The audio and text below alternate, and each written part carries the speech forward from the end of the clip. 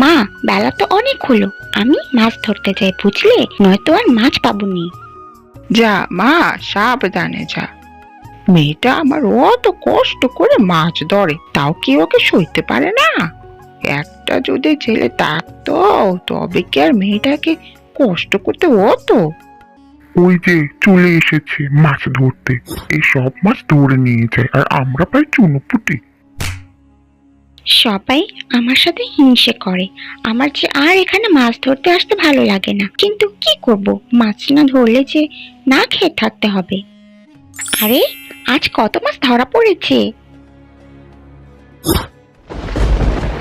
কি গো দিদি, সব মাছ তুমি একা নিলে হবে?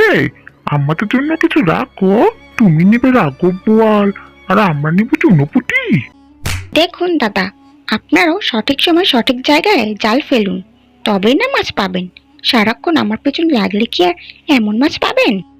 কি এত বড় কথা! তুমি মেয়ে মানুষ ঘরে থাকবে, এখানে কি? তোমার সাথে আমরা আর কেউ মাছ ধরবো নি, এ বলে দিলুম। না, রোজ রোজ এই ঝামেলা আর ভালো লাগে না, আমাকে অন্য কিছু একটা করতে হবে, কিন্তু কি করা যায়? আচ্ছা, আমি তো আজ অনেক মাছ পেয়েছি, এগুলো যদি বাড়ি নিয়ে আমাদের পুকুরে ছেড়ে দেই। হ্যাঁ হ্যাঁ, আমি তাই করি। কি করছিস মা? মাছ বিক্রি না করে সব মাছ পুকুরে ছেড়ে দিলে যে বড়। মা, আমি ঠিক করেছি আজ থেকে আমরা মাছের চাষ করব, তাহলে আর আমাকে মাছ ধরতে যেতে হবে না, আর কেউ কথাও শোনাবে না।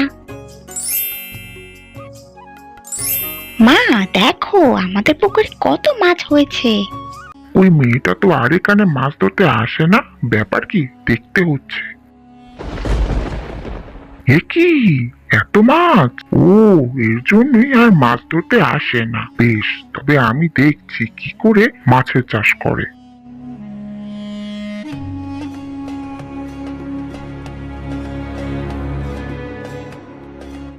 এই ওষুধটা মিশিয়ে দিলে পুকুরের সব মাছ পচে মরে যাবে।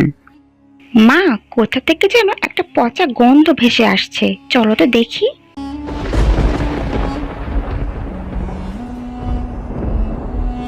এ কি, আমাদের সব মাছ মরলো কিভাবে? আরে মা, আমাদের এ ক্ষতি কে করলো বলতো? থাক মা, দুঃখ পাস না, আমি একটা মাছ দিয়ে তোকে বরং পাতুরি করে দিই।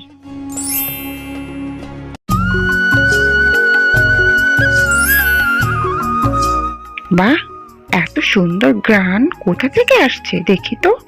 কি গো বুড়িমা, কি রাঁধছ গো? ঘরে যে আর থাকা যায় না। এই তো পচা মাছের পাতুরি রাঁধছি।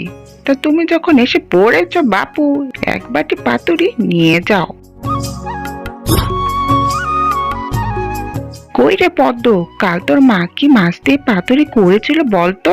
ও তো স্বাদ, বাজার থেকে পচা মাছ এনে রাঁধলুম, একটু ভালো লাগেনি। এবার আমায় বলতো, এই পচা মাছ কোথা থেকে এনেছিস? যত দামি হোক, আমার এই পচা মাছই চাই। আমি বুঝে গেছি, আজ থেকে আমি পচা মাছের চাষ করব। দিদি, তোমার যত মাছ লাগবে নিয়ে যাও, বুঝলে?